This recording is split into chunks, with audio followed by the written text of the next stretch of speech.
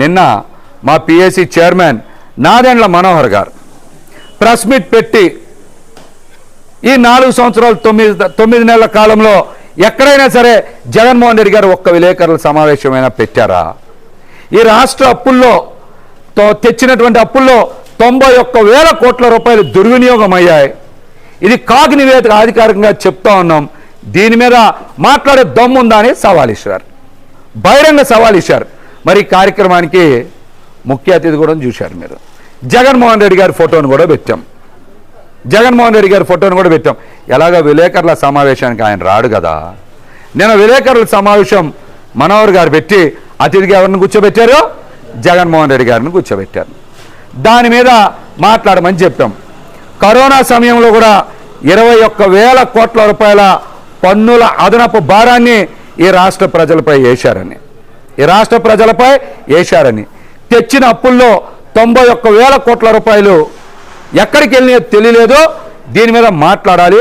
Assembly సమావేశాల్లో దీనికి సమాధానం చెప్పాలని ఆయన బహిరంగ సవాల్ ఇచ్చారు.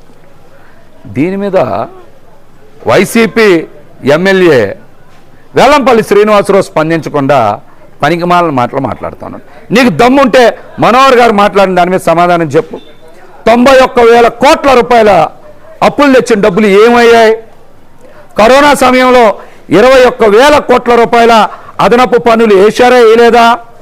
రాజధాని నిర్మాణం మీద, పోలవరం మీద, స్టీల్ ప్లాంట్ మీద, మహిళల అదృశ్యం మీద, జాబ్ క్యాలెండర్ మీద, గోతులు పడ్డ రోడ్ల మీద, సెంటు భూమి మీద, టిట్కో ఇళ్ల మీద మనోహర్ గారు ఇచ్చిన సవాల్ స్వీకరించే దమ్ముంటే దాని మీద మాట్లాడు. బహిరంగ చర్చకి సిద్ధమా కాదా? కళాక్షేత్రానికి వస్తారా రారా? దీని మీద మాట్లాడాలి. మాట్లాడకుండా నీ ఇష్టానుసారం మాట్లాడుతూ ఉన్నావు. నువ్వు పెద్ద పనికిమాలినోడివి. పశ్చిమ నియోజకవర్గం నుంచి నిన్ను ట్రాన్స్ఫర్ చేసి సెంట్రల్ నియోజకవర్గానికి పంపిస్తే ప్రజల్లో ఒక్కరు కూడా స్పందించాల నీ గురించి. వైసీపీ నాయకులు నీకు అనుకూలంగా ఒక్కరు కూడా స్టేట్మెంట్ ఇయ్యాల. దరిద్రం పోయింది అనుకున్నారు అందరూ కూడా.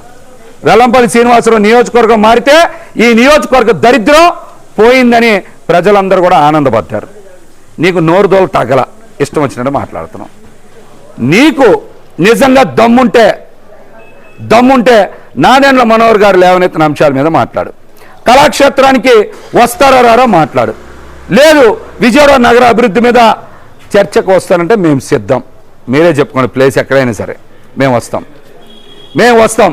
అలా కాకుండా నువ్వు పనికిమాలిన మాటలు మాట్లాడితే నీకు అతి తొందరలోనే నీ రాజకీయ భవిష్యత్తుని బుడమేరులో ముంచేస్తామని కూడా హెచ్చరిస్తా ఉన్నా.